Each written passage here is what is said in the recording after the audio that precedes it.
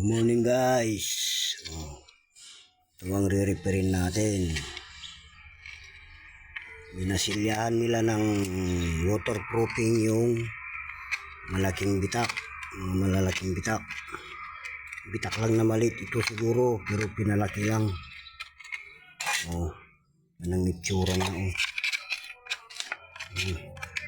Lumulubo siya.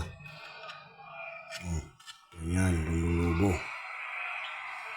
Tanggalin natin lahat.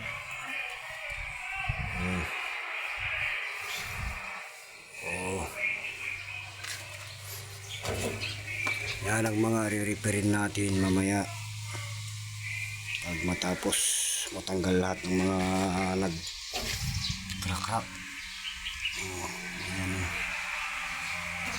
So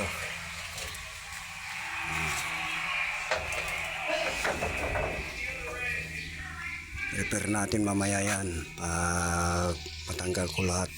Update ko kayo pag nire-repair ko na. Mga sundre pati na may halong simento ang gagamitin natin dyan guys.